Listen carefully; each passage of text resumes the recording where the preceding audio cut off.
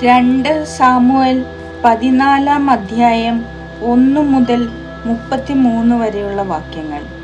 അബ്സലോമിന്റെ തിരിച്ചുവരവ്.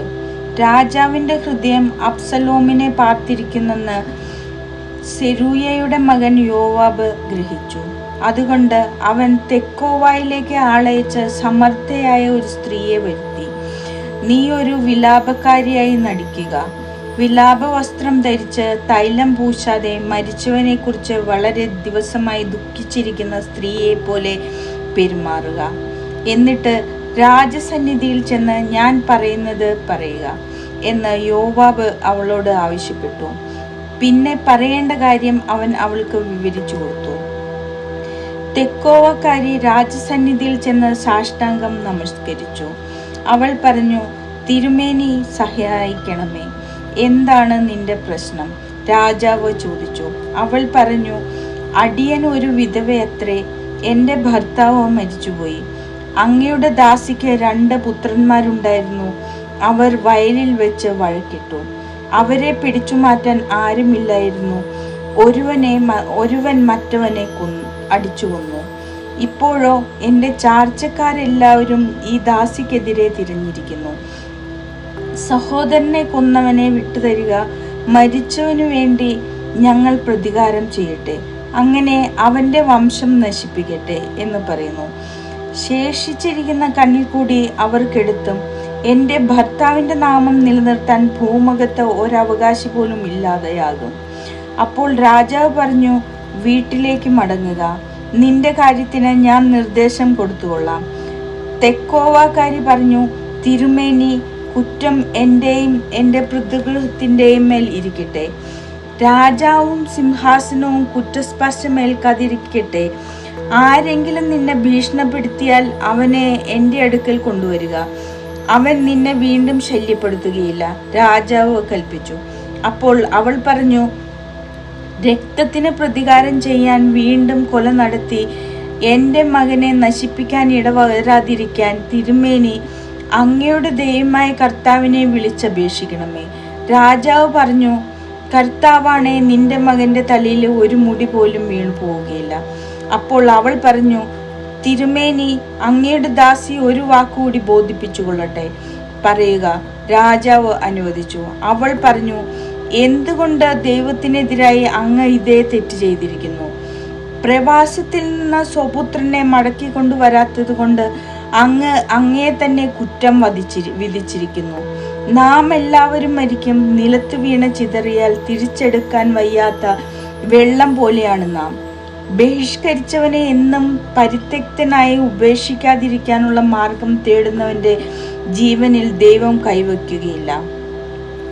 ജനം എന്നെ ഭയപ്പെടുത്തിയത് കൊണ്ടാണ് ഇക്കാര്യം എൻ്റെ യജമാനായ രാജാവിനോട് പറയാൻ ഞാൻ വന്നിരിക്കുന്നത്. ഞാൻ ചിന്തിച്ചു, രാജാവിനോട് പറയാം, ഈ ദാസിയുടെ അപേക്ഷ രാജാവ് നിറവേറ്റി തരും. എന്നെയും എൻ്റെ പുത്രനെയും കൊന്ന് ദൈവത്തിൻ്റെ അവകാശത്തിൽ നിന്ന് അകറ്റാൻ ശ്രമിക്കുന്നവരുടെ കയ്യിൽ നിന്ന് അങ്ങ് എൻ്റെ വാക്ക് കേട്ട് എന്നെ രക്ഷിക്കും. എൻ്റെ യജമാനായ രാജാവിൻ്റെ വാക്ക് എനിക്ക് സ്വസ്ഥത തരും. എന്തെന്നാൽ നന്മയും തിന്മയും വിവേചിച്ചറിയുന്നതിൽ എൻ്റെ യജമാനായ രാജാവ് ദേവദൂതനെ പോലെയാണ്. അങ്ങയുടെ ദൈവമായ കർത്താവ് അങ്ങയുടെ കൂടെ ഉണ്ടായിരിക്കട്ടെ. ഞാൻ നിന്നോടൊരു ചോദ്യം ചോദിക്കട്ടെ, നീ സത്യം പറയണം. രാജാവ് അവളോട് പറഞ്ഞു, യജമാനനെ അരുളി ചെയ്താലും. അവൾ പറഞ്ഞു. രാജാവ് ചോദിച്ചു, ഇതിൻ്റെ എല്ലാം പിന്നിൽ യോവാബിന്റെ കരങ്ങളാണോ ഉള്ളത്? യജമാനെ, അവിടുത്തെ ചോദ്യത്തിന് മറുപടി പറയാതെ രക്ഷപ്പെടാൻ ആർക്കും സാധിക്കുകയില്ല. അങ്ങയുടെ ദാസൻ യോവാബ് തന്നെയാണ് എന്നെ പ്രേരിപ്പിച്ചത്. അവൻ തന്നെയാണ് ഈ വാക്കുകളൊക്കെ എനിക്ക് പറഞ്ഞു തന്നത്. എന്നാൽ കാര്യങ്ങളെല്ലാം നേരെയാക്കാനാണ് യോവാബ് അത് ചെയ്തത്. ഭൂമിയിലുള്ള സകലതും അറിയത്തക്ക വിധം ദേവദൂതനെ പോലെ ജ്ഞാനിയാണ് അവിടുന്ന്, അവൾ പറഞ്ഞു. രാജാവ് യോവാബിനോട് പറഞ്ഞു, ശരി, ഞാൻ സമ്മതിച്ചിരിക്കുന്നു. ചെന്ന് അബ്സലോം കുമാരനെ കൂട്ടിക്കൊണ്ടുവരിക. യോവാബ് രാജസന്നിധിയിൽ സാഷ്ടാംഗം പ്രണമിച്ചു പറഞ്ഞു, യജമാനെ, ദൈവം അങ്ങയെ അനുഗ്രഹിക്കട്ടെ. അങ്ങേക്ക് അടിയനിൽ പ്രീതിയുണ്ടെന്ന് ഞാനിപ്പോൾ അറിയുന്നു. അങ്ങ് അടിയന്റെ അപേക്ഷ അനുവദിച്ചല്ലോ. യോവാബ് ഗഷൂറിൽ ചെന്ന് അബ്സലോമിനെ ജെറുസലേമിൽ കൂട്ടിക്കൊണ്ടുവന്നു. അവൻ സ്വഭവനത്തിൽ താമസിക്കട്ടെ, എനിക്ക് അവനെ കാണണ്ട, രാജാവ് കൽപ്പിച്ചു. അങ്ങനെ അബ്സലോം രാജസന്നിധിയിൽ വരാതെ സ്വന്തം വീട്ടിൽ കഴിഞ്ഞു. ഇസ്രായേലിലെങ്ങും അബ്സലോമിനെ പോലെ സൗന്ദര്യവാനായി ആരും ഉണ്ടായിരുന്നില്ല. അടിമുതൽ മുടി വരെ തികവുറ്റവനായിരുന്നു അവൻ. അവന്റെ മുടി വെട്ടുമ്പോൾ വർഷത്തിൽ ഒരിക്കലാണത് വെട്ടുക. മുടി വളർന്ന് ഭാരമാകുന്നത് കൊണ്ടത്രേ വെട്ടുന്നത്. കത്രിച്ചു കളയുന്ന മുടി രാജതൂക്കത്തിന് 200 ഷെക്കൽ ഭാരമുണ്ടായിരുന്നു.